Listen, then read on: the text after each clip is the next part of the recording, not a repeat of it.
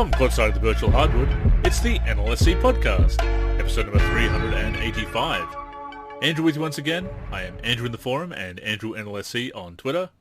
My co-host and fellow team member is Derek. You know him in the forum as D3, and he's also D384 on Twitter. Happy to be here again. Ray Allen and Larry Bird teaming up. That's a lethal combination from the outside. It really is, and we kind of needed it in order to complete that gold challenge on NBA Jam on Fire Edition. Andrew uploaded the video to YouTube and then also uploaded the video to Twitter, the condensed version. And basically, I was on Ray Allen, he was on Larry Bird, and we had to complete the gold challenge against the Golden State Warriors, which basically discouraged dunking. Like, it was like, if you get a dunk, it's going to be 1 point, worth 1 point. But if you hit a three, it's going to be worth 4 points. And if you hit a two, like a layup or a mid-ranger, it's going to be 3 points. So rather appropriate for us to unlock Larry Bird and team up Ray Allen and Larry Bird, which in real life would be quite the lethal combination as well. Oh, no question. And you can see why I love On Fire Edition so much. I mean, it is very difficult. The challenge is sometimes quite unfair, and it's a little bit difficult when there's a bit of lag because we're still playing over Parsec, and I've yet to do a few upgrades that I've been meaning to do, and I'm preparing to do, in fact, in the next few days, hopefully. But what a crazy thing to do. I mean, Parsec has been such a blast for us anyway, playing PC games together, playing emulators on PC together, but to connect your Xbox One, an Xbox 360 game, a digital Xbox 360 game on Xbox One, connected to PC, connected to Australia via Parsec. That's incredible. And look how great it looked. But it is wild. So the Xbox One companion app for PC, I installed that, and I connected it to my account on my Xbox One and put it in full screen. You and I connect on Parsec, and we're playing Xbox One like it's the servers are up, right? And servers are up, and it's wild. And Parsec has just been so amazing, and the opportunities are now endless if you really think about it. Because if you and I wanted to revisit, and this is good for some of your articles too, like if you needed to revisit a game and you wanted somebody else to jump on the sticks with you, you and I could play NBA Live 15, NBA Live 16, 18, 19, etc., Live 14 at any time we want, against each other or on the same team, and we can record the highlights, share them with the community. We can connect with other people. I'm just blown away by how well it worked too, and how well it looked on your end. Like you said, it looked crisp. I mean, there's apparently some other things you can do if you get the right peripherals. You can actually control other consoles, including PlayStation, I believe, from your PC via Parsec. That requires, again, a bit more hardware, a bit more technical filling around to set that all up. But this is great for what it is, and On Fire Edition is a game that we've been wanting to play, especially with Jam 10 being a fun time. But On Fire Edition does have its benefits. The road trip is a lot of fun. Once you do get to those gold challenges, they are very difficult, but they also, a lot of the times, change things up with those ideas. Like you said, the rain modifier, changing the 3s to 4s and 2s to 3s and dunks and layups, dunks and alley-oops to 1 point. So it becomes strategic there, and the way the game can swing back and forth, because we had some big leads and then all of a sudden they hit a couple of 3s, aka 4s, and now that's an 8-point swing instead of a 6-point swing. And even though that's only 2 points more, you really do feel it, and it really does catch up so much quicker or pull ahead. And we had some frustration with it, obviously, and some of that was when the connection was getting a little bit clunky. It was starting to chug a bit there, but no, for the most part, it was working really well, and it was more than playable, which has been the general line with Parsec, is that even when it hasn't been great, we've found games that are playable, and that's another one. Absolutely. Like I said about Road Trip, it's the same reason why I got really immersed into the original NBA Playgrounds map mode. Like I don't even, what do they call it in Playgrounds? Tournaments. The tournaments. It's just the tournaments, yeah. But, where it was like, now you're going to play against two big guys and you can only dunk. Like it's dunks. That's how you're the only way you're allowed to score in this game. Or it's now you can, you have to win with threes. So you select your players to accommodate that challenge and whatnot. And the same reason that I'm loving Road Trip is the same reason that I loved the original NBA Playgrounds tournaments.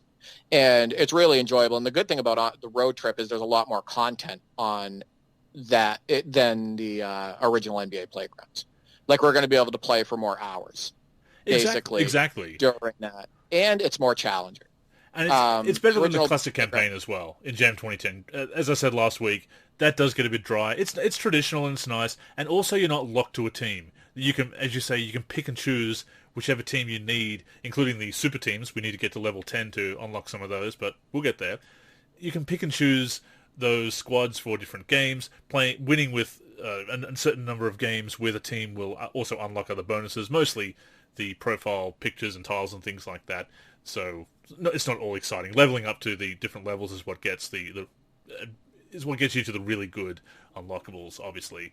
But yeah, it's just a lot of fun on Fire Edition. I do love that game. It is probably my favorite, all-time favorite arcade game.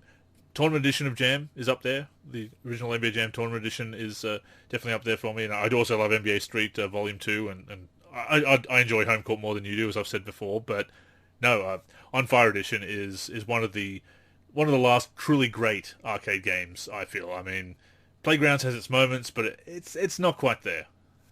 It's not. It's not as good a pace. It's not as good control. And the AI is just really fun to play, in my opinion, on Fire Edition, and I really like the challenge. I want to point out, though, my brother and I have been not only revisiting NBA Street Volume 2, but we're beating it again. So we are using the Timberwolves, and because my brother is a giant Kevin Garnett fan, just a huge Kevin Garnett fan, and he's using Kevin Garnett, I'm using Terrell Brandon, and we're playing with Joe Smith, who helps out more than you would think at that point. And we beat one of the divisions last night and then beat the Legends team, and now we moved on to the Central Division, and we beat the Bulls last night with Jay Williams, and that was really nice, blocking Jay Williams at the rim and all of that fun stuff. But yeah, it's NBA Street Volume 2, I would have to say, is my favorite arcade basketball game of all time. And I'd say On Fire Edition is right up there as well, because I really enjoy it. But it's really fun to revisit these games. That's why, like I said, I'm not that disappointed that NBA 2K22 isn't going to be next gen on PC. Because if I'm disappointed in it, and if I'm disappointed in the console version even of NBA 2K22 on next gen, I have so many classic games I can play and that I enjoy. And then at the same time, I can now connect with people all over the world and play them. It's pretty wild. Exactly, and I'm in the same boat with my sizable collection, obviously. And I want to phrase this carefully, because it's I don't want to sound condescending with it, but I do kind of feel sorry for people who can't go back. And not everybody can, as we can. We're kind of crazy like that. You know, I'll be self-deprecating to that extent. But if you can't play an older game, even if it's just a game from the last few years, if you have to play the latest game, perhaps because you are an online gamer or you're My Team gamer, you need that fresh content, it's unfortunate if that's all you can play, because if the current game or the new game is not up to scratch, if it's a disappointment, then you're stuck with it, and then it's difficult for you to go back and enjoy something about an old game.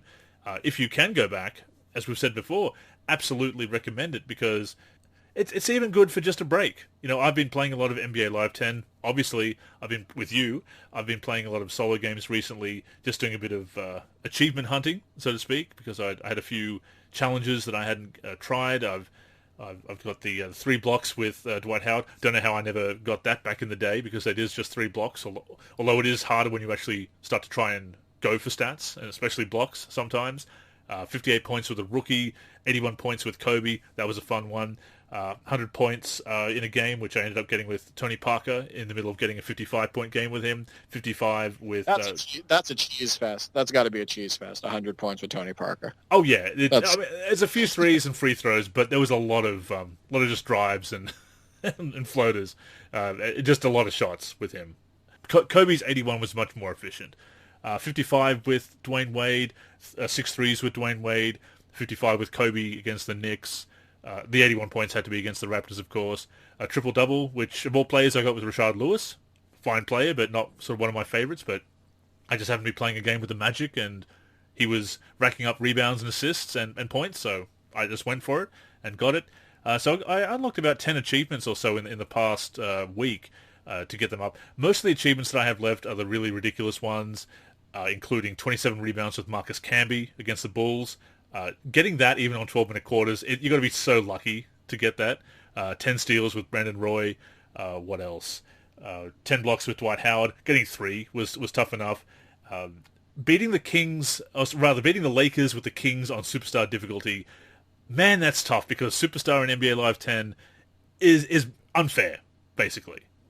Yeah, because they can do a lot of things that you can't. Exactly. It's like you're completely handicapped. Yeah, I played it against the computer with my brother watching, and I ended up winning. I can't remember the two teams that we were using, but they really basically drives that you get blocked off of constantly, like where you do a drive and you feel like you have space and they force you into that multiple adjustment shot. That was happening constantly, but then down the other end, I could be in the same space and covering actually better, and they're just making those constantly. Meanwhile, I'm missing them on the other end. Yeah, it is a little bit frustrating, a little unfair. It reminds me of NBA 2K My Team, where the computer seems to be playing by different physics and rules. Yeah, it really is. I mean, it's knocking me, it's mugging me in the lane, man. It's knocking me down on 3-pointers. It's not getting calls. It's getting every call at the other end. And of course, again, I'm the Kings going up against the Lakers, so I'm already at a disadvantage. I'm missing wide open shots. They're making contested shots. I'm turning the ball over on passes that I should be making, losing the ball while they're just slicing through double teams. It's kind of like, play fair. And even to this day, the harder difficulty levels in basketball games, look, if you can beat the CPU on those harder levels, like Hall of Fame constantly, I take my hat off to you. I mean, it's a bit easier with some of the mechanics in modern games, because if you can time your shot properly, you can green them and make them, whereas back in the day, the dice roll, it could just really rig that dice roll against you. But, yeah, if you've got that achievement, what is it, David versus Goliath, I believe, in NBA Live 10, I do tip my hat to you, because, yeah, Superstar is in no way fair in that game, and that's already such a huge disadvantage with the Kings and the Lakers already. I want to see how it goes. I should edit the rosters and just give the Lakers a bunch of crappy players, and just see if it still dominates with those players. Maybe some horrible caps, some horrible creative players that are all 50 overall, and just to see if it will still dominate, just to see just how cheesy it is. Well, a few things. One, we got to get a game of Live 10 this week. Hopefully, maybe after you upgrade some of your components and whatnot. I just want to make a couple points. Parsec makes it so even if you have an average PC and average internet connection, oftentimes you can connect with people who own these games and still get to enjoy them. So keep that in mind for those people who are like, well, I don't have a great PC, or I don't have a super internet connection, and I don't have these games. How am I going to participate? Well, all you need is the host to have those games. Mm-hmm. And you can play them. So connect with people in the community, even if you're on a laptop, even if you're on a Wi-Fi connection, give it a try. As I said, and we posted the highlights. Sticky Fingers was on a Wi-Fi connection, and he was the host even, and I connected to him, and we had a great game. And it worked really well on my end. So just keep that in mind. Number 2, one thing that I wanted to bring up before we get to the meat of the podcast, like all the news and whatnot. Last thing I want to bring up about On Fire Edition for NBA Jam. I love the unlocking system and the reward system in that game. Oh, that's great. It makes so much sense. I love the portraits of the players that you can unlock, like when we unlocked Larry Bird. I think the pricing of the players for your rewards is incredibly fair. I love how there's the team unlock to go with the player unlock. And I love the presentation and whatnot. On Fire Edition is such a gem, and almost in a way a hidden gem at this point, because not enough people talk about it.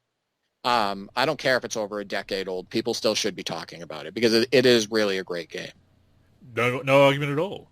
And look, I'll still say the same about NBA Live 10. It's been great to revisit that along with On Fire Edition and NBA Jam 10. Doing these achievements, trying to get those old achievements has been a fun change of pace. Recorded some footage as well. I need to cut some of those up and send along some of the highlights to you for the top 10, which is, once again, always great to see each and every week.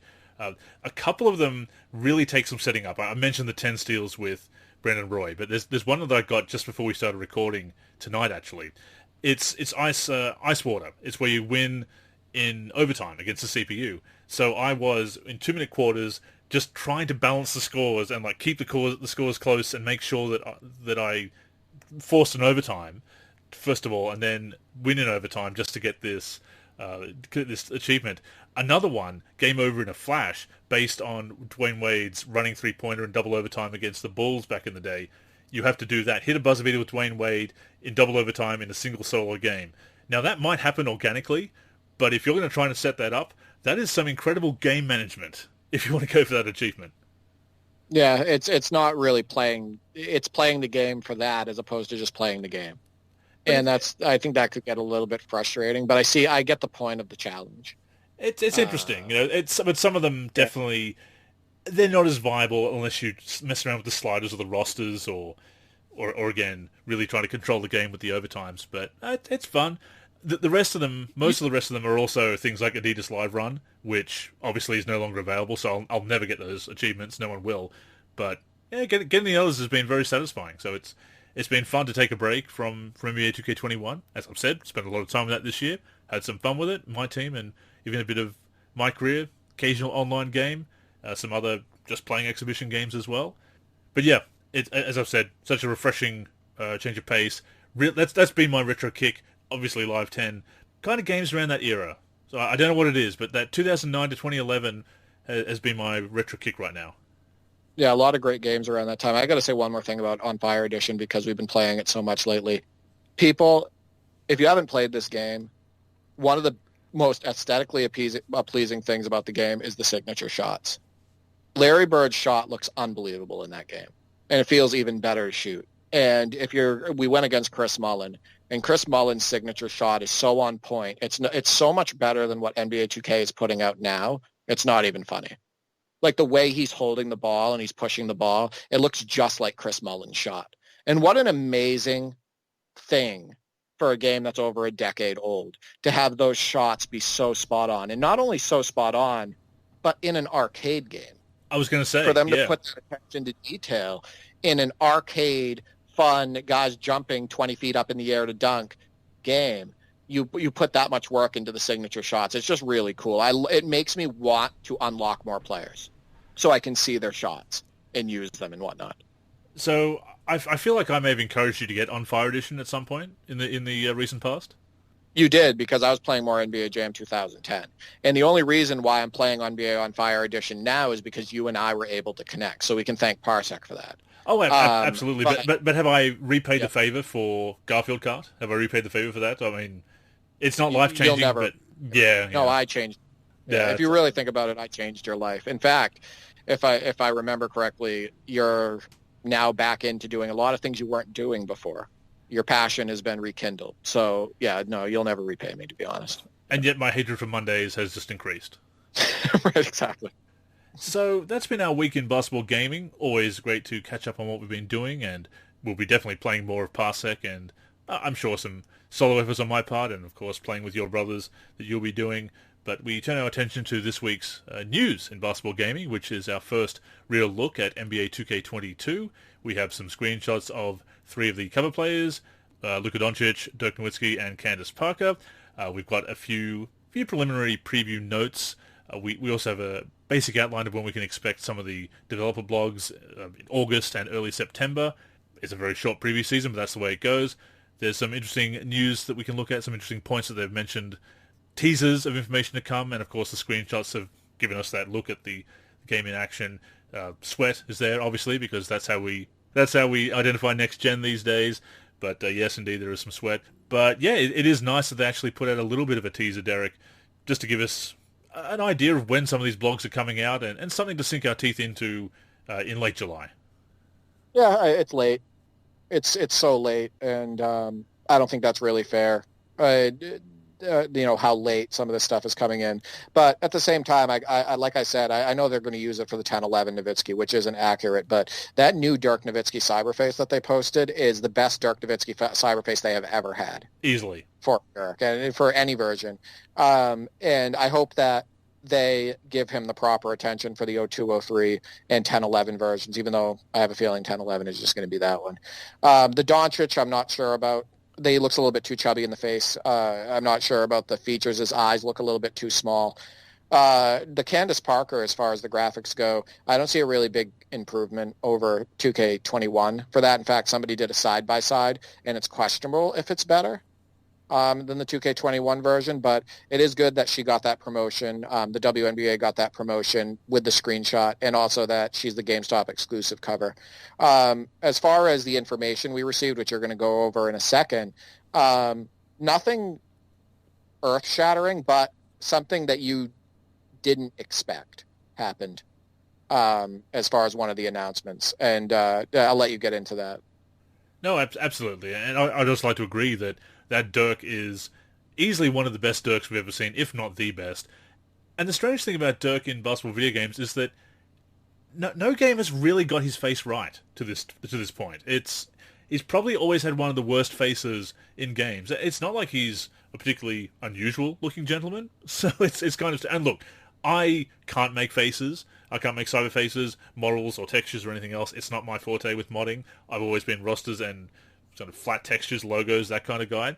But it's never been right, NBA Live or NBA 2K. I think NBA Live's had some better ones over the years, but 2K has always been pretty off. The hair has never looked right. It's always kind of been glowing and not really quite the right style, and the face doesn't look right either. But they nailed it, and it's about time. If he's going to be your 75th anniversary cover player, or one of them, as we said, Durant and Kareem being the other two of that edition, then you've got to get it right. Modders struggle with him too. Let's be honest. There's some of the most talented modders I've seen make. They've tried to make Dirk Nowitzki, and they've struggled mightily. In fact, I'll be honest with you, the best Dirk Nowitzki cyber faces I've ever seen are actually of the youngest Dirk, where he was like the late 90s Dirk, where he had, in super early 2000s Dirk, like 99, 2000, where he has that blonde, really short blonde hair, the spiky hair, with it kind of shaved, mostly shaved on the sides. That's usually the best cyber faces of Dirk that I've seen. But as far as like trying to make the shaggy looking Dirk from the early mid 2000s, or the MVP Dirk, or the 10-11 Dirk and whatnot, the community struggles making him as well. So it is very interesting. He's one of those players. Another guy that for years the community struggled in making, but they ended up getting better at it, was Rasheed Wallace. But yeah, Dirk's always been one of those guys that the community always struggled a little bit with. Well, we know which game has a great Rasheed Wallace is NBA Live 10. He looks amazing in that game. Yeah, he does. There's some video games that have knocked it out of the park with guys like Rasheed Wallace. And we went through the cyber faces on NBA Live 10, and we were just thoroughly impressed with so many of them. Oh, yeah, that was fun. Like the Kevin Garnett and whatnot. They did a really good job. It's just really too bad what happened with NBA Live. It really is, and I'll be getting into that in an article this week. I'm sure we'll be touching on it later on the show as well. So moving on to the news that we got with NBA 2K22, just a bit of an outline of some of the gameplay and mode improvements. Not a lot of detail, but enough to get people talking, I suppose. They mentioned, and I'll just read off some of my recap here that I posted on the main page here. Offensive gameplay will be more skill-based, from breaking down defenders with new signature moves to making precise jump shots and finishing dunks and alley-oops. Overall, there's more emphasis on basketball IQ and stick skills. Now, I see that, Derek, and that always sounds good. We have heard it before, so I take it with a grain of salt, but if they have achieved that, as always, and I've said it before, if they've moved closer to that, great. But unfortunately, there's a tendency with those changes, because again, they've promised skill-based gameplay so many times in the past, and they've kind of got there, but then the cheeses online complain, they end up acquiescing to those cheeses, and we go back to square one. Or certainly we get less of a improvement than we should have. We've heard this so many times before, it sounds very robotic. I want people to go back and read the NBA 2K17 blog, where they actually came through on 2K17 with this. But in the 2K17 blog, Mike Wang says specifically that the entire emphasis was to make it skill-based, to have that skill gap, to make skill more important than ever, and that's back in 2K17. We've been hearing this stuff for years, and if anything, the most recent versions of 2K, it's just 2K20 and 2K21, might be the least skill-based versions and the least skill gap versions of NBA 2K in like a decade.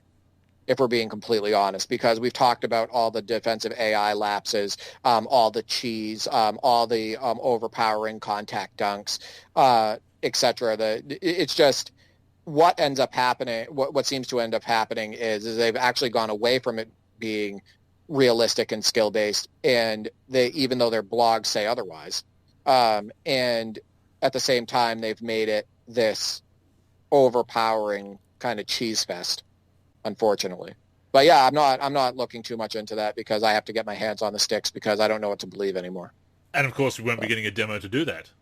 Right, exactly. And I mean, like I said, I already pre-ordered it, and I will be playing it on both the console and the PC because I'm a collector, and we always get them every year, and the assets are important and all of that stuff. But yeah, I mean, I'm not putting any stock into what they say with stuff like that because it's marketing.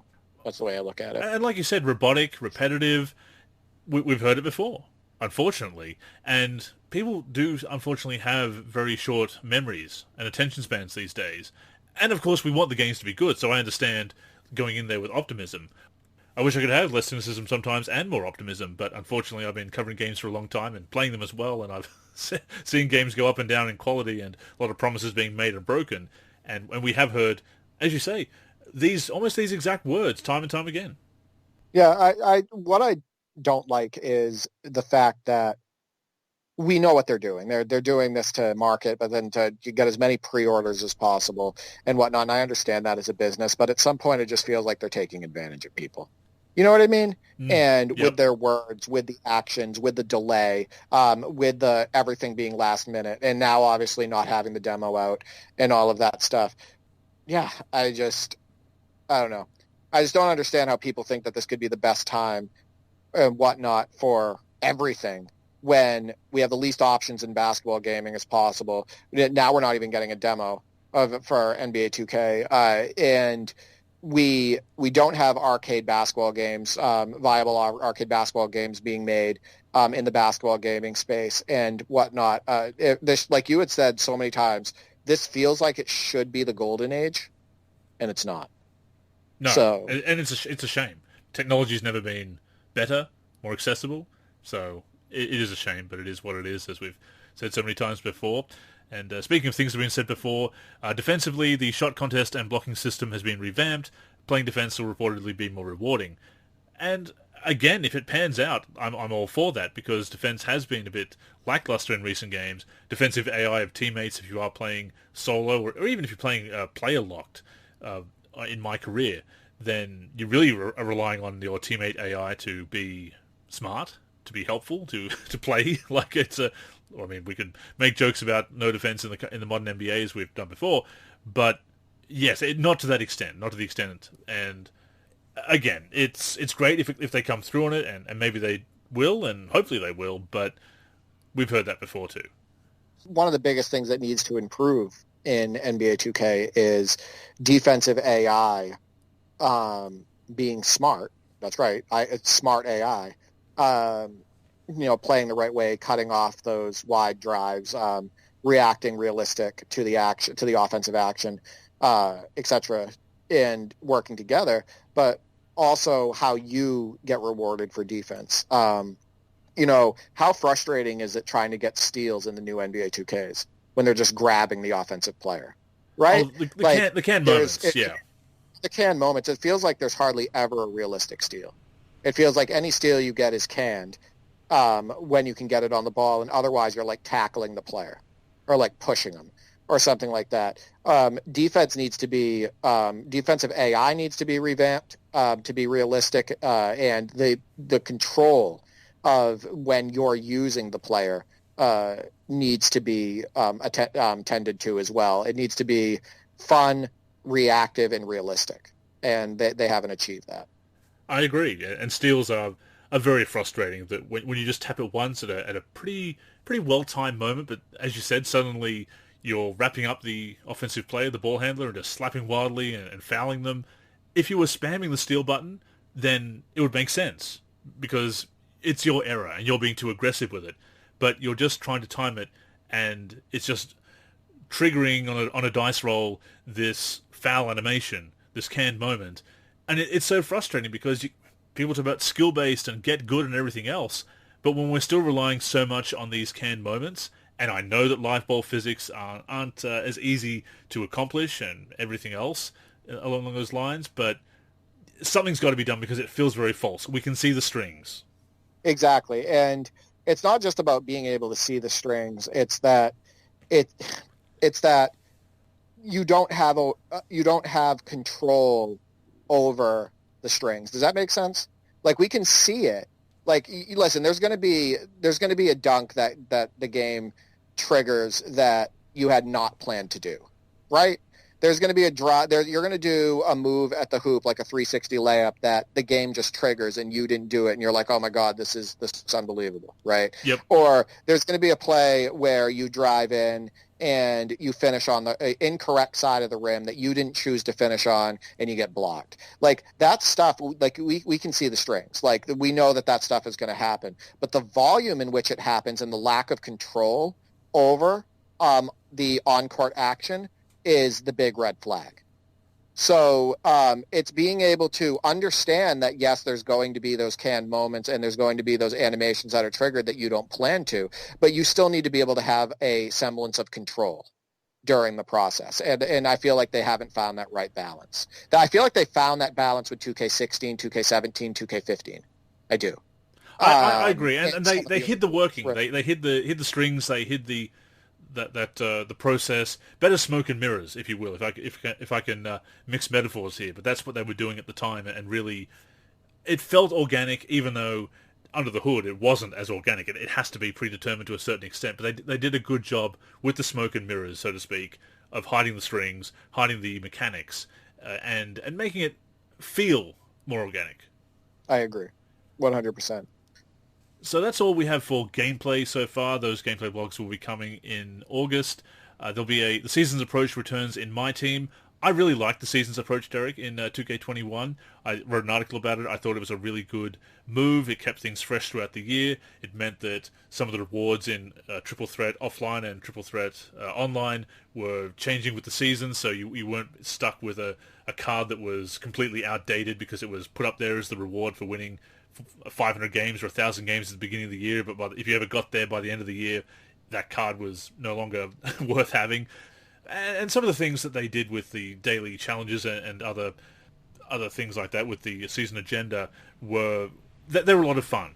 And they challenged you to use different players, and I really liked that, because traditionally in my team, and even Ultimate Team as well, once you got the lineup you liked, you just used that, or use the 3 players in the 3-on-3 modes, or the complete lineups in the 5-on-5 modes. Once you got your team, you played with them. But when you have different challenges that require you to score so many points with a certain player, or use players from this team, it gives you a reason to collect. It gives you a reason to use different players that you would otherwise just sit in your collection. Of course, there's also that aspect of forcing you, or strongly encouraging you, shall I say, to acquire cards, which they hope means ripping open pack after pack that you're buying them, and hopefully with real money to do that. But you can get them in the auction house, depending how you work that. So there is that side of it. There's always going to be that side to it, because my team is a moneymaker. But the Seasons Approach was really good. And you mentioned last week that you were looking to get into my team again this year in 2K22. So I think you'll enjoy that Seasons Approach. Yeah, it sounds good. Again, the game has to play right by default. It can't feel sluggish. It's got to be a fun experience for me to even do this. So we'll see. If the game is fun, then I will jump in. I think that it's still something that is part of the future of gaming, that they need to get my team to be 2 players. That'd be great. Multiplayer somehow, where you and I could jump on and, go through that season together, like me playing with you, whether it be locking on a player or us not locking at all, and experiencing that together, or at least another portion of my team where at least I can do some of the challenges with you, right? Or vice versa, or with my brother, or something like that. So there's certain things that would make me go to that mode more. But the biggest thing is, for NBA 2K22, is the game just has to play well by default, because we can't adjust those sliders and whatnot in that mode. So fingers crossed that it actually plays well. Absolutely. And it would be great to team up and play those challenges. Even if there was local multiplayer, you could play that with your brothers, for example. It's weird that they haven't done that yet, but I suppose, again, it comes down to looking at it as that single-player collection mode and not wanting to cheese the system. But again, having played on Fire Edition, even back in the day, you could play a friend on console to console. Back in the day, you could play multiplayer Road Trip. You look at some of the current games and wish that you could do some of the same things with their campaign modes, like a My Team. Yeah, and see, the thing is with something like Parsec, even if it was only local multiplayer that they added, you and I could still connect, right? Yeah. That would be really cool. I would honestly, I'll be completely honest with you, that would be the ultimate motivator for me to play. Like, not only that, think about how much content we would upload. Like, I would upload those challenges to YouTube. I'd be sending you those videos and editing them and all of that stuff. It would be good promotion for 2K and whatnot. We're making things work the way we are with Parsec and whatnot with the other games. But it would be nice also to be able to connect appropriately on the newer game releases as well in that type of capacity. Because if you really think about it, what we're doing and unlocking players and doing that stuff on Fire Edition, like putting Ray Allen with Larry Bird, is kind of like My Team, right? Yeah. Because what it is it's building our team and taking on challenges and everything. Yeah, it would be really nice to be able to do that with the newer 2Ks or newer basketball games in general. Incidentally, the season's approach is also going to apply to MyCAREER this year. So there's going to be different events. There's always been events since they introduced the neighborhood and so forth. They've had events and different things that you can participate in. Some of them were non-basketball, like they had dodgeball for a year there, which was kind of weird, but if you won, you could get some VC, but then that also glitched out from time to time, so that's the way that goes. But there's going to be seasons similar to My Team that will offer different ways to upgrade your player badges and earn VC to upgrade the attributes. Look, there's a lot of things I can go into with MyCAREER and how much of it shouldn't be as much of a grind as it is, and how it needs more balance. But I mean, in theory, once again, that's a fine idea, and the season's approach works so well in My Team. I am interested to see how well it's going to work in both MyCAREER and also the W, where it's going to be on next gen as well. So there'll be something. It's about keeping the game fresh, and I do like that they're doing that. I know there's controversy with the live service model and whatnot, but when it works out very well, and when it's fair enough that you don't have to pay, and you certainly can do a no money spent in 2K, but it will take a bit more grinding. But maybe it won't be as grindy with some of these events. So, I mean, it would be uncharacteristically generous of 2K to do that, but we'll see. Yeah, I mean, a lot of people that even have the time to grind, they have the time to grind, they get all of that promotion to be able to, like the gambling mechanics, they get all that promotion to be able to jump ahead and progress further faster, so they'll put in the money, and 2K knows that. So even the people that do have time to grind will do that. And those people want to be able to compete from the get-go and not be looked at as a scrub, right? So even if they do have the time later on to grind and, maybe their life situation accommodates that, how many kids do you think want to spend all of that time, maybe a month, a couple months, 3 months, to do that grinding as opposed to just spending the extra money and progressing and doing well right away? Exactly. Correct? Yeah, so, absolutely. Yeah. So that's next gen. The current gen of MyCAREER as well will also have special events. In fact, the current gen's neighborhood is now situated on a cruise ship, so that is something different. We had 2K Beach last year, and now we have now we're at sea. We were seaside, and now we're at sea with the cruise ship. During the seasons, the ship will dock at different places, and that will represent special events. Again, the same kind of thing. Cool if it works out, and it's something different with the presentation, of course. But yeah, that's kind of out there, having a cruise, Derek. I don't know. I don't know if not I'm your too thing, old I know. school Yeah. or what. No, I don't know if I'm too old school or not. But the hell does this have to do with basketball? I listen to all this stuff every year, and I watch these people upload these videos of them skateboarding to courts and doing, like I said, playing with backpacks and all of that stuff. And I'm just looking at this. I'm like, how much further are we going to get away from basketball with this stuff? Why is this in the game? I guess I see the marketing portion of it, and that they want people to spend more time on the games, and they want people to look outside of just basketball and look at the fashion side of it and the artistic side of it, as far as like your fits and the way you go to different places and the bling. Do people still say bling? Well, I'm going to say it. Possibly. Bling, all of that stuff. but yeah, I'm looking at this stuff and I'm just like, this doesn't interest me at all. I see why it's there, but I'm like, why is this in here? So I'm just gonna hold. I'll just say that. I like the idea of having different vistas, different settings. It's creative. I'm always for that. I mean, you look at things like the hangar and the temple, and I mean, they don't really impact the gameplay that much. They are just practice arenas, but it's creative, and I appreciate that. But it's out there. That's different. That, yeah, like you said, that's a practice. They're playing. True. Like you're being dropped onto a basketball court in your basketball jersey or warm-ups, and you have a basketball and you're playing. So like it's like that's a little bit different. Or hey, look, they have a beach setting in one of the arcade games and playgrounds, but yeah, we're jumping into a game and we're playing on the beach, right? Kind of like what we did, when growing up and everything. It was York Beach for us here. You say, hey, you want to go down to York Beach and play? And we'd hop in our car and we'd go to York Beach and we would, get a few hours of runs in and whatnot. Sure. It still revolved around basketball, right? It is still mostly about basketball and whatnot. So I don't know. It just feels weird to have all of this stuff in an NBA game. It's not my cup of tea. No, that's fair enough, and I completely see where you're coming from, and I tend to agree for the most part. But I will say, if they want that realistic cruise experience, then my players need to randomly get seasick and sick from food and sunburnt. And now I'm just thinking how much VC that sunscreen is going to cost. But nevertheless, that's what current gen has got planned. As far as my career on current gen versus next gen, current gen is going to be very similar to previous years with a cinematic story, just goes through and then gets into the NBA as before. The city and my career in next gen is apparently the wall's been broken down. That's how they're putting it. It's been redesigned. There's new quest systems, new NPCs, opportunities for side ventures. I saw a tweet earlier that was mentioning something about a rap career. So again, this is going very much past basketball, Derek, which, I mean, if it earns VC and if it's fun to do, whatever, I'm moving more and more away from my career, so it's probably not going to bother me, but certainly I'd like it to be as good as it can be for people who still want to play it, and for me, if I want to jump back into it, of course.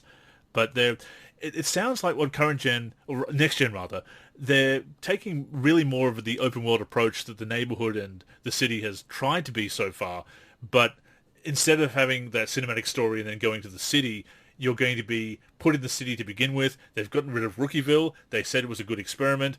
That's a very positive spin on a very bad idea. It was not a good experiment. It had glaring flaws with the concept that they finally fixed with the latest patch when they added that CPU player to the one-on-one courts. But they've gotten rid of Rookieville. You jump into the city. You'll be going around the city and you'll be creating your own story. Really like an open-world game, it sounds like, which I appreciate the effort, and it's maybe better than having to be stuck with that story on rails from my career. But like you say, Derek, it's really moving away from basketball. I'm going to say a couple things. First off, I still don't believe RPG mechanics belong in a hoop game. I just don't. I don't think open world RPG mechanics are great for an NBA basketball game or a hoop game in general, etc. So I'll just throw that out there.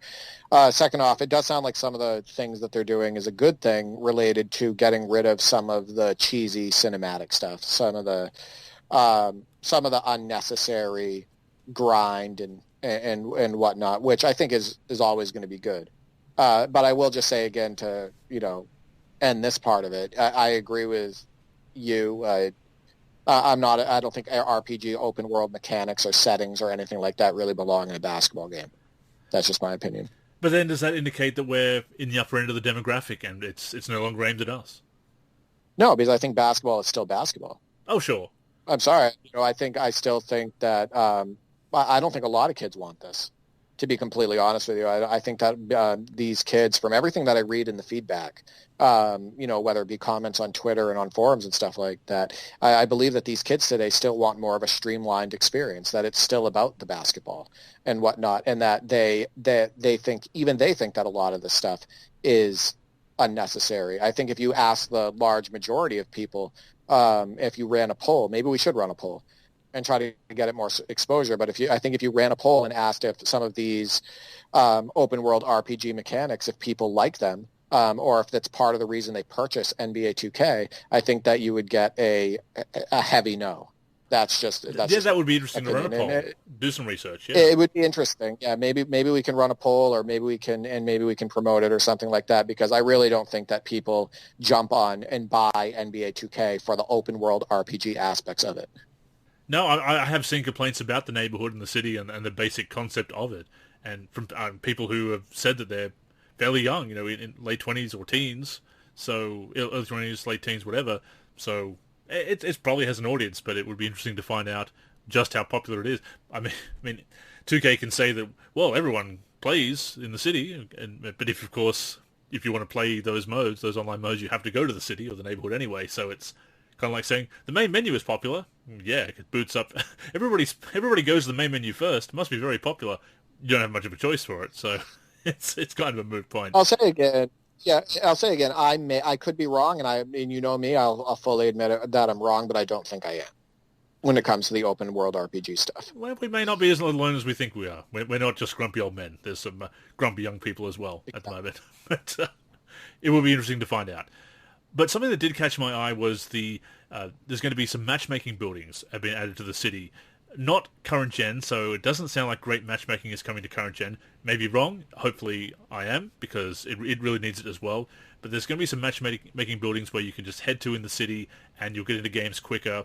Hopefully the matchmaking logic is actually logical. Hopefully it's not just, there's people in the building, so let's put them all together. Hopefully it will be based on overall ratings and experience and average teammate grade. There's a lot of metrics they could use to make some fair matchmaking, and they should. And I know people don't like skill-based matchmaking because they feel that it makes every game for elite players too tough, when it makes it harder for them at casual games.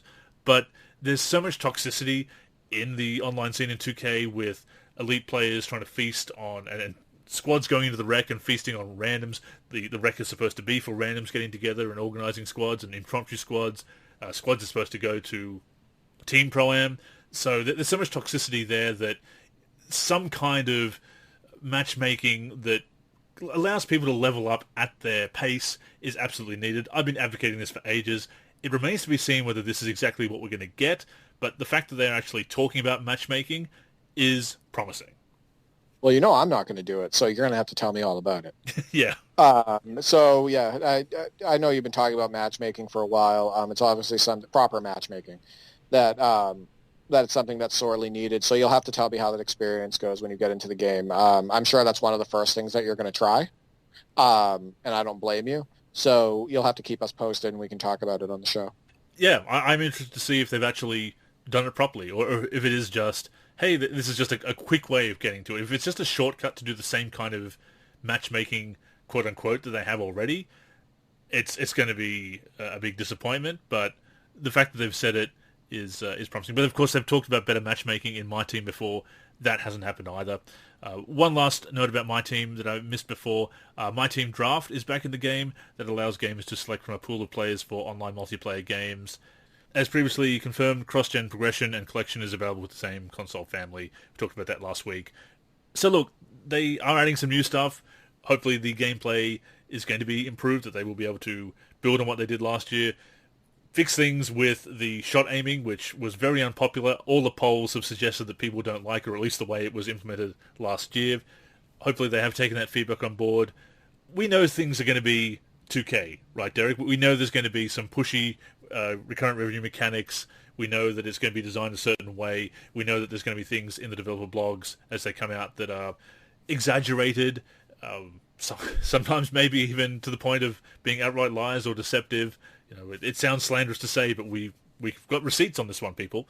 But that being said, look, I'll keep an open mind as always, and there's some stuff here that certainly sounds very promising, some stuff that's not really appealing to us or people our age, or again, maybe people of all ages. But we'll see what comes in August and September, and of course September 10th is when the games come out on all platforms. But if nothing else, Derek, the preview season is officially underway. You know how a lot of this is forgiven? You know how a lot of the grind is forgiven? You know how, from gamers, you know how a lot of the gambling mechanics and all of that stuff is forgiven? If they have strong gameplay. I was going to say shoelace physics, but yeah, that's... No, not shoelace. No, not shoelace physics. However, that would help. But if the game has really strong gameplay and people love putting it on and getting their hands on the sticks, and by default the game plays really well, a lot of that stuff is forgiven. And that's the bottom line. Definitely. You notice that when the games play well, and we've seen it, and we've seen those user scores for 2K17, 2K16, and whatnot. And granted, the gambling mechanics weren't as bad; they didn't have the city and all of that stuff back then. But when those games were playing well and people were really enjoying their time on the sticks and using their player or the NBA teams and whatnot, there was just a lot more positive reception. Well, I mean, to that point, you look at the games we've been going back to, and not to harp on this because we've talked about it at length already earlier in the show, but the games we've been going back to on Fire Edition, Jam 2010, NBA Live 10, these aren't perfect games. They have their issues, and when we go back and revisit them, we are reminded of them. We talked about the cheesiness of Superstar difficulty when going up against the CPU and how it's borderline unfair. It's not so much challenging from a basketball perspective, it's just cheesy from what the CPU is throwing at us. These games were not perfect, but they're a lot of fun. And recent games have been fun too. We've had our complaints in the last couple of years, but even as recently as 2K17, as you said, we've really enjoyed the games. So, and 2K17 wasn't perfect. I can name off the top of my head the cheap charging, the problematic charging calls in 2K17. But it was still a fun game overall. So I absolutely agree. You make a game that does resonate that way, that is fun on the sticks, that people can enjoy. If you're enjoying the game, as you said, you can put up with the grind. It becomes part of it's less of a chore to do. So, yeah, absolutely. If it delivers on that front and the modes are solid and there's no real game-breaking bugs, it sounds like we're setting the bar low, but really it's what it comes down to. We're just putting it simply. If the game is fun and enjoyable, then, yeah, we will overlook some flaws. We'll still point them out, but we're not going to really gripe and grouse about them, and you will still enjoy the game despite it. Right, exactly. Fingers crossed. I'm not expecting it, though. I'm still expecting that NBA 2K22 PC is going to have that weird running, like the hunched over running. I have a feeling that the dribbling is still going to be warping and just feeling a little bit out of control. I have a feeling the slow motion side-by-sides are still going to be there. I have a feeling that there's still going to be all of those canned moments, the terrible feeling face-up game, the trying to spin in the post and just going incredibly wide every time into a slow motion movement that sends you out of bounds. Like, I'm still expecting, the defensive AI, ridiculous, just run by them stuff. I'm still expecting that stuff to be there, but I do still have, every year we hope, right? Sure. We have hope. And so I do have hope. Let's put it that way. And of course, we will see what happens come August and September. First with the blogs, and then of course with the release of the game itself, which, again, you and I will be getting the games because we do create content and we are collectors. So hopefully we can put out some detailed reviews and impressions and maybe create some sliders and do some other content like that. It's been a long time since I've done that kind of content, written reviews. I've obviously been talking about the games on the podcast in recent years, but it's been a long time since I've been doing my written reviews for all the other writing that I do, and sliders and so forth. I'd love to get back to that content and really help out our fellow basketball gamers, because that's something we've been doing a lot in the 25 years that the NLSC has been around. We are celebrating our 25th anniversary next month, and my 20th anniversary of running the site. So, yeah, I would like to get back to some basics. We need to get you back into doing video content too. At some point, we got to get you back into doing some video content because, you did some recent stuff with like making a mod, which I thought was very interesting, and people really enjoyed those videos. But the video content can really stand out, and even if it's video content about your articles and whatnot, or top 10 this or top 10 that, I think that really resonates with people. Your articles are top-notch, as we've talked about before, so it's really cool to read those. And it's nice to see that some of your recent ones got a little bit more attention as well. It's all down to timing, of course, and of course time to do the videos. But I do know how fun it can be, so I'll give it a shot. Like I said, I want to do some old stuff, but definitely do some new stuff as well. And I've been trying to stay active, too, on like people know. I've been sending Andrew videos for the YouTube channel. I've been uploading to my YouTube channel, Real Basketball and Virtual Basketball. And then, obviously, both of us have been pretty active on Twitter, I'd like to say, posting video content and content in general and everything. So, yeah, I guess keep locked in. Is that what the kids say? Keep locked in? Keep locked in. Keep it locked because it's lit up here in the NLSC. I want to throw up. How comfortable, on a scale of 1 to 10, how uncomfortable did you feel saying lit? It's straight fire. No, I feel incredibly dirty right now. It's an 8 or a 9 on that scale, yeah. I feel like I want to throw up. But yeah, anyway, tune in to the NLSC. How about that? We definitely need to get some NBA Live 10 games going as well, because we have some more retro teams to play, including some possible makeshift decade all-stars that we could do. That'd be fun as well. And so we'll have to give it a go. Yeah, I'm going to be into that. And we've been splitting it up between On Fire Edition and NBA Live 10. And how nice is that? From Australia to an hour outside of Boston. Absolutely. Pretty cool. So I did want to mention congratulations to the Milwaukee Bucks, who won their first championship in 50 years, Derek. And incidentally, that's the last time we got some news about NBA Live. Yeah. I'm not. Okay, so I am a little bit surprised because I predicted that Live 22 would come out. But at the same time, is this disappointment that we feel right now very surprising at all? No. No, it's not. And is the broken promises and the lies, and that's what I'm going to call them, from EA Sports' last communication on their Twitter handle, is that surprising? No, not at all. So at this point, it's just is what it is. And we hope that they come back at some point, or that another competitor comes into the space and competes with NBA 2K. But yeah, at this point, it's just blah and disappointing. It really is. And I've felt less optimistic the last couple of years. We had a whole show about it. The silence has been deafening, right? The fact that they haven't addressed it in any concrete form. You get some rumors here and there that someone's doing some mocap or someone signed with this. Even the NBA Live mobile account hasn't acknowledged that Giannis won a championship, and he is the cover player, as you recall, of NBA Live mobile.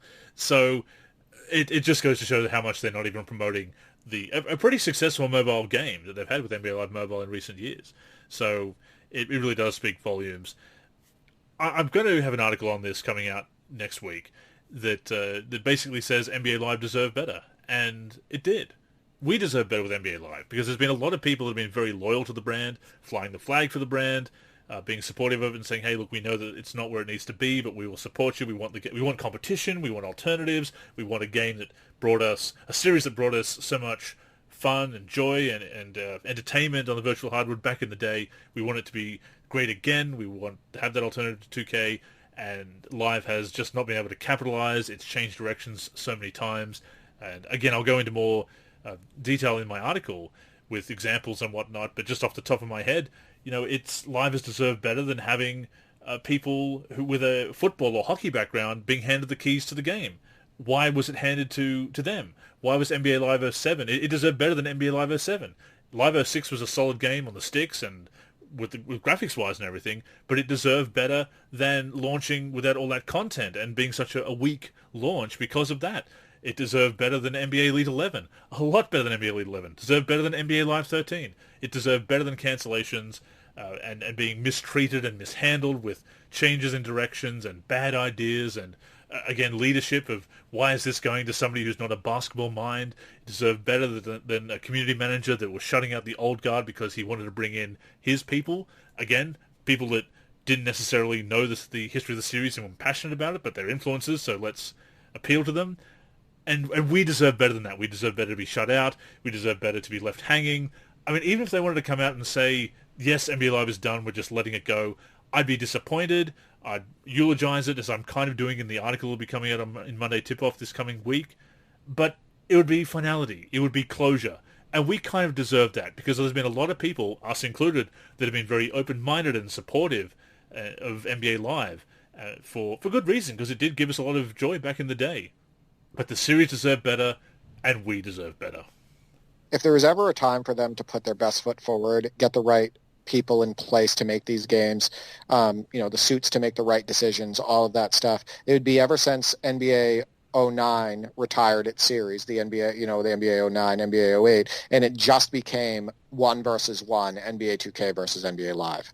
That would have been the time where they could really shine and put out consistent games and give people that second viable option. They only had one competitor this entire time over the decade, correct? One competitor in the basketball sim space, and they couldn't put out an effort every year. This would have been the time over the last decade where they could have. Imagine not getting into a space where you only have to compete with one person. Excuse me, one company. Like, it just blows my mind. And for them to just keep putting it off, for them to just keep canceling games, for them not to put their best foot forward with an obvious good situation for them to get back in there and, make some money and make some noise and all of that stuff. It just blows my mind. And it's just incredibly puzzling and at the same time disappointing. I don't want to hear that they didn't have the money, because we know that's not true. I don't want to hear that there's not basketball minds that could have been part of the project, that would have been willing participants as part of the project to make a basketball game, to make a basketball game in these times, because that's not true. This is a suits issue. This is people at the top. This is them causing this. And they've been fumbling this series now for close to 15 years. And it is wild. And like you said, if they were just to come out and say, you know what, we're retiring the series, NBA Live is no more, that would at least give some people some closure. But I think that with some success that they did have in the past, that they are trying to keep the name alive and keeping that window open. But what are you waiting for? What are you waiting for? Why are we 2 years now since NBA Live 19 and we're still not getting another release? Totally. 2 to 3 years. So it's puzzling and disappointing and frustrating.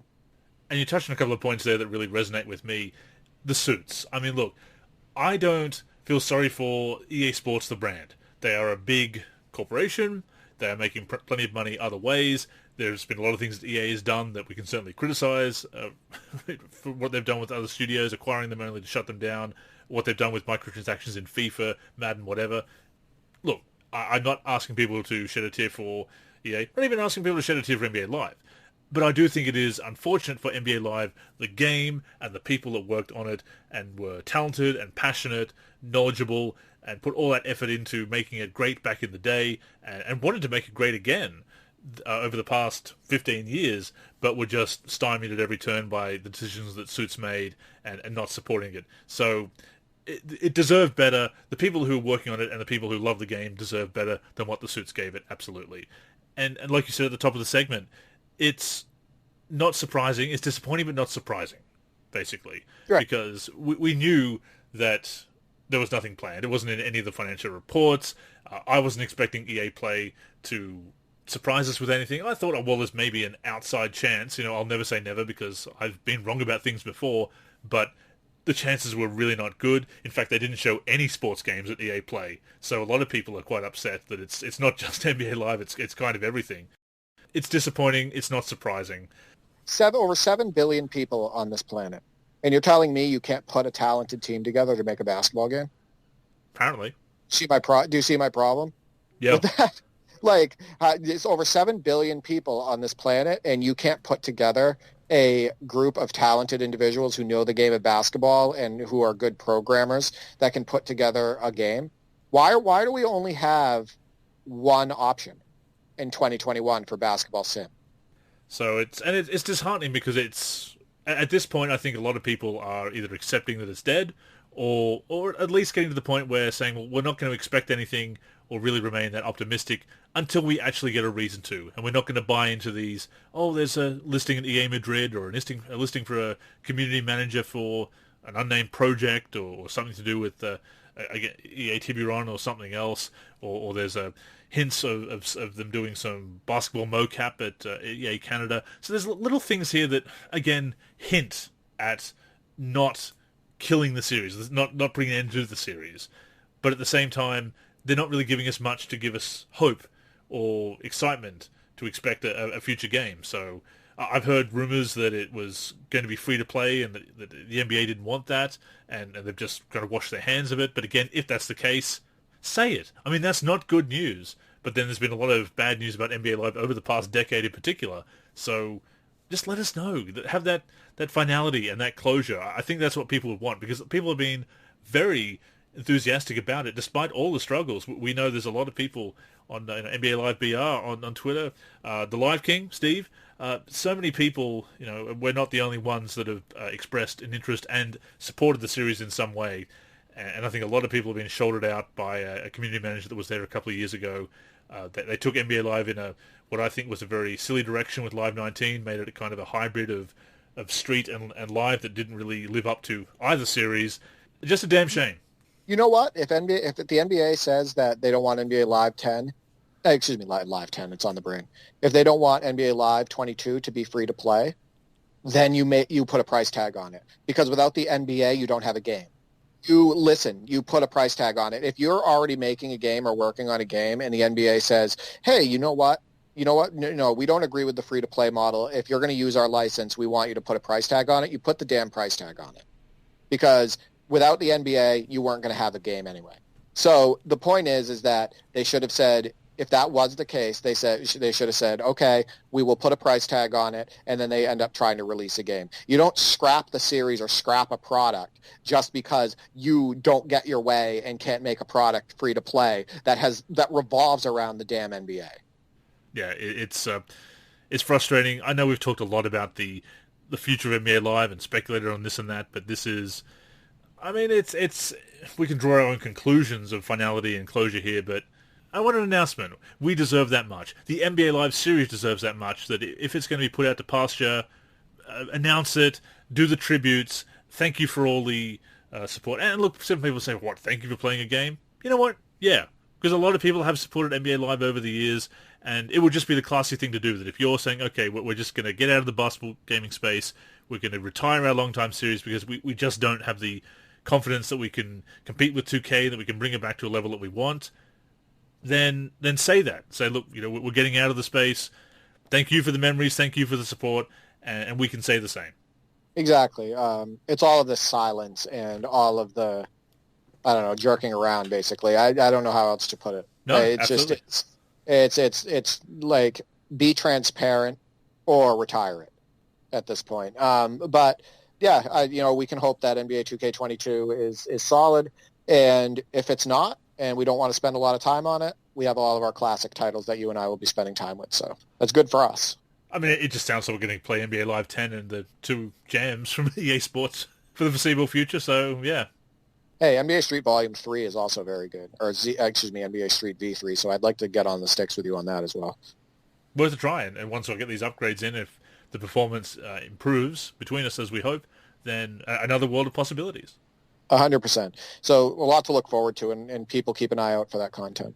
I was going to say, do we have something more positive to end on this week? How about this? There is an app called Parsec that allows you to connect with gamers all around the world. And you can play any game off of your desktop. You can play Xbox One games together, etc. And that is pretty awesome. How about that? There's a positive. That is pretty cool. You know what? Yeah, we'll run with that this week. But sometimes you got to cover the news, and sometimes it's good, sometimes it's bad. But with the previous season looming, hopefully we'll get some good news about NBA 2K22, if nothing else. And if not, we'll find something to play and to talk to you about it. Right. I do have one thing I want to ask you. Sure. So, without a like a mailbag segment really this week, what would you say is your go-to? And you can use a couple different video game titles. What would you say your go-to is for a quick exhibition game with NBA video games, your go-to team or your go-to player? And for example, let's say you boot up NBA 2K11. What's the team you're throwing on the floor? Who's your preferred player to throw on the floor, and why do you throw that team or player on the floor? Because I think this is very interesting, because my brother pointed this out to me. He said, I noticed that whenever you put on a game, you throw Kobe on the floor almost 100% of the time. It's because Kobe's really fun to use in video games. So I'm always throwing the Lakers on the floor usually for Kobe's years and whatnot. And in the recent years, I really enjoy Zion Williamson overall and Brandon Ingram. So I'm throwing the Pelicans on pretty much every single time I throw a game on, and just want to jump into a quick exhibition and revisit the game. What is that for you? Well, the last couple of years with when I've got a new NBA 2K game, since they brought back the all-decade teams, I've actually played 90s All-Stars versus 2000s All-Stars. And I play with 90s and Michael Jordan, yeah. See, there you go. I was thinking more current teams. But that also, like you said, decade teams, all-time teams, classic teams, all of that stuff, that comes into play as well. Now, I know you're a Bulls fan, so is that something that in the past that's usually the team that you throw on? Yeah, in the usually or definitely in the years when they've been good or competitive, or at least a playoff team, I've they've been one of my first choices, if nothing else. But I probably tend to play a lot of classic teams these days when I do play exhibition because it's something that I can't play. Well, I know I can play with them in my league or my NBA these days, but I usually play with current real teams in those modes, or I play my team. So I'm probably using classic teams. I might use the Bulls, or I might just use defending champions and their and the runner-up. All right, I'm gonna give a game, and what's your gut as far as the team that you would throw on the floor immediately? NBA Live 2004. 2004, probably Bulls. I probably would go Bulls, yeah, because it's got some young. Even in 2004. Oh, Oh yeah, well you like that Bulls team. Yeah, never mind. That was you really enjoyed that Bulls team. Um, well, I'm going to give one more here because I think this is very interesting. What people's go-to teams are, even if it's just for a quick exhibition game. How about NBA Live '06 Bulls? Oh, definitely Bulls in '06. 2004 might be. It might be the Mavericks. It might be the Mavericks because of course then you can use the the classic trash bag jersey. And what about NBA 2K13? 2K13 might be the Thunder, Durant and Westbrook. There you go. See, and that's what I mean. That's why I think it's really interesting. So you throw on NBA 2K13 with Durant and Westbrook because not only is that an exciting team and super exciting two players to use, but the game mechanics work for those guys in that game, right? Like when you use Russell Westbrook in NBA 2K13, that right stick dribbling and all the moves that you can make stand out. And I think that the mechanics play a factor in the team that you choose. For example, on NBA 2K15, sometimes my go-to is either the Lakers or the Heat. And the reason why I use the Heat on NBA 2K15 is because it is so fun to use Dwayne Wade in that game because of the way the dribbling works and the wide crossovers and how his signature shot feels and the dunks you can do with him at the hoop and all of that stuff. So for me, it's the Heat and the Lakers. So yeah, see, I find that incredibly interesting to see what teams want to throw on. I was just thinking 2K14, and I'll get your responses in a sec, but either the Lob City Clippers or the champion Spurs, because of course Patty Mills had that great Game 5 performance in the 2014 finals. So if I fire up 2K14, I'll often play a Spurs versus Heat game, which is the default matchup again. But I do like playing with those Spurs. Yeah, that's another, the Lob City Clippers, that's another team that my brother notices I put on, and he always jokes around that I should use Chris Paul for a season because I'm always dominating with him when I put them on. Like I play really well with Chris Paul. But yeah, it's just fun throwing, the game mechanics support it, and it's fun, running pick and rolls and throwing lobs to Blake Griffin and DeAndre Jordan. It's fun doing snatchback dribbles with Chris Paul into mid-range shots and all of that stuff and doing drives with him. So, and then obviously those teams also have Jamal Crawford, who's fun to use in basically every video game, just because he's Jamal Crawford and because his game is so pleasing, etc. So, yeah, I think the game mechanics often go with the team too. They factor into the team that you want to put on the most. In a classic arcade game, who would you pick in NBA Jam Tournament Edition? Whew. I usually pick the Celtics. That's a strong team, especially once you get the expanded roster, because then you've got Neek and Xavier McDaniel. And D. Brown. Yes. Right. They usually put D. Brown and Neek on the floor. And obviously there's some Celtics. I was a huge fan of the Celtics at the time, growing up an hour outside of Boston. And the fact that I was so happy when the Celtics got Neek, even though it didn't work out 100%. And D. Brown was my favorite player growing up. So, yeah, that's my go-to for NBA Jam Tournament Edition. Of course, you got Dino Raja, at least in some versions of the game, has a 9 for three-pointers for some reason. I don't think he hit a single three in his career in the NBA, but nevertheless, it was one of those oddities. The Charlotte Hornets in Jan Tournament Edition with Alonzo Mourning and Larry Johnson, that is a good duo, and Muggsy Bogues is still pretty good too. And I believe in the PC version, Kendall Gill is on that team because they swapped him and Hersey Hawkins because the trade went through just before the lockout, and it has updated rosters as of the draft, but not the draftees, but with that draft day trade or roundabout the draft trade. So Hawkins is the unlockable player for the Sonics that year. Sonics is also pretty good with Kemp and Payton. Those Rockets with Olajuwon and Drexler are they're the top of the ladder, as you would expect, and they're very strong. There was another team that was I always liked. Spurs are pretty good with Rodman and David Robinson and Sean Elliott, of course, back in San Antonio. Some very good squads. But of course, if nothing else, you want to play with the rookies or the All-Stars once you unlock them. Right, yeah. I mean, Cleveland was strong, too, with Price and Nance. Price and Doherty in that and Doherty. Yeah. Didn't they have Nance, though, or was that Hot Rod? That would have been Hot Rod. Yeah, Nance was retired by the time. Yeah, it was okay. So it was Hot Rod. Yeah, it was Mark Price, Brad Doherty, and Hot Rod. The Pacers had, if I remember correctly, Chuck Person, right? He was the original. Yeah, he's San Antonio by tournament edition, 95. Yeah. Yeah, but in the original NBA Jam, he's on the Pacers. He is. Yeah. Yeah. I got to go look at those rosters again. It's been a while for me. The funny thing is, we look at some of those games, and the default order of players is really weird. Sometimes the players you unlock, but even just the players that are available immediately. Hang Time has got some really weird combinations, default combinations for, I think, the Timberwolves. You would think, okay, the Hang Time that's been updated as of the 97 season, which is the Nintendo 64 version. You would think, oh, the default players for the Timberwolves would be KG and Marbury, right? Right. Instead, I believe it's Cherokee Parks and Doug West. Well, does Cherokee Parks also have a 9-on-3? I don't believe so. I don't think he does.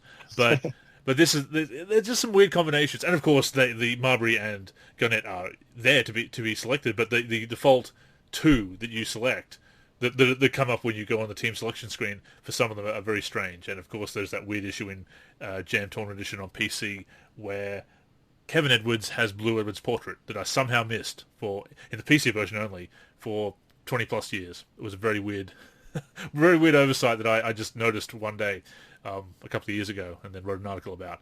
But yeah, it's interesting to think of those teams that we just throw on when it's quite often it is the Bulls for me, especially if they are competitive, or a classic Bulls team in 2K now, or a Decade All-Stars. But yeah, I suppose I do have my favorites here and there. And a 1990 NBA Live 06, I might even play with the Suns or the Mavericks. What's fun is when you go back and revisit those games, and I've done this before, if you put on like NBA 2K7 or something like that, you almost gravitate to like the Supersonics. Yes, because there's so much nostalgia there, and you got Ray Allen with the Supersonics, and Rashard Lewis, and it's the jerseys and the court and stuff. So sometimes when I got, because I have NBA 2K7 for the console, but I got it for the emulator as well, so I could play it on my PC. The first team I put on when I put on NBA 2K7 was the Supersonics.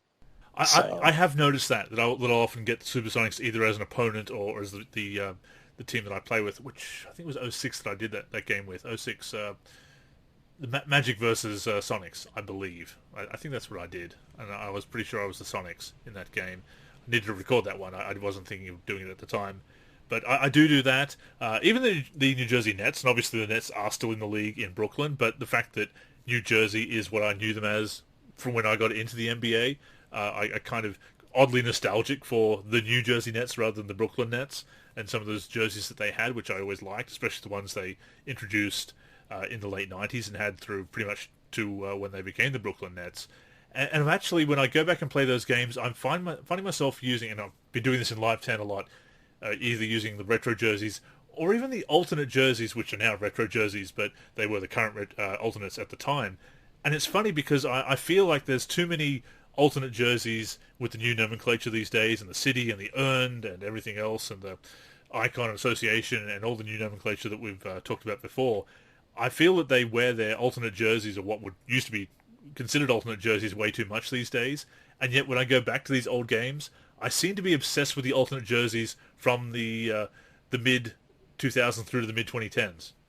That's because there's one as opposed to like five. True. Today. And I also think that they're more stylish and look better, actually, for some of the classics. One of the things too that I do is for NBA 2K7 is I put on the Charlotte Bobcats on the floor. And I put them in those orange jerseys and whatnot. Walter Herman and whatnot. Matt Carroll. and Gerald Wallace, right? Matt Carroll and whatnot. And you're using those guys and you're using them in those jerseys and stuff, and there's just something about it, right? So a lot of times I'll throw a team like the Bobcats on the floor first. It's funny that our nostalgia's kind of moved. I mean, I have a lot of nostalgia for the 90s, of course, and I know that you've been on a bit of an 80s kick with some of the real game footage that you've been watching lately. But, yeah, it's funny how we're kind of in that nostalgic mid to late 2000s stage at the moment. It's enjoyable. It's just really enjoyable to go back and watch. I posted Antonio McDyess highlights today. It was actually Grizzlies versus Nuggets, but he had 46 points in the game. And it's from 1999, and I'm watching McDyess move, and I'm just like, wow, what a player. And he only made one All-Star team in his career, and, he only had like 5 or 6 truly healthy seasons in his young prime. But, boy, basketball was great, wasn't it? Certainly was. We really enjoyed it. That's why we also enjoyed the real sport, obviously, and the virtual equivalent as well. But we're still playing the virtual equivalent one way or the other, so we will continue to do that and to come in here each and every week to talk to you about it. But I suppose with that being said, with our week in basketball gaming discussed and the news covered, that has brought us to the end of episode number 385 of the NLSC podcast. Thank you for joining us for another show about basketball gaming. We hope you enjoyed it. The NLSC podcast comes out every week on the NLSC, of course, which is nb-live.com. We're also on all the major podcatching apps and platforms, Spotify, Apple Podcasts, Stitcher, Podcast Addict, to name just a few. On those platforms, search for NLC Podcast, look for our logo, and that will be us. And of course, please feel free to leave us a review on Apple Podcasts. But as we always say, as long as you're tuning in each and every week and enjoying the show, that is the main thing. And since we are wrapping up here, Derek, what are your socials and any other final words for our listeners this week? Oh, thanks for tuning in again to the NLSC podcast. You can tune into Holding Court with D for Free on Apple Podcasts, Stitcher, Podcast Addict, CLNS Media, Amazon Audible, etc., where we talk real hoop. You can reach me on Twitter, where I'm the most active at D for 384. I'm on the NLSC, D for 3. I've been active on my YouTube, D for 3 as well, uploading real NBA footage and virtual NBA basketball video game footage, etc. I'm also on Instagram, D for 384. Definitely follow D on those platforms and follow me as well. I am on Twitter at AndrewNLSC, and once again, I am Andrew in the forum. We also invite you to connect with the NLSC on social media as well. We are the NLSC on Twitter and Facebook. On Instagram, we are NLSC Basketball. Our YouTube is youtube.com/NBA Live Series Center. And of course, keep it locked to the NLSC itself, nb-live.com, for everything we do for basketball video games. But yes, that is all for this week, so thank you once again for tuning in. Until next time, I'm Andrew. And I'm Derek. Go get buckets, everyone.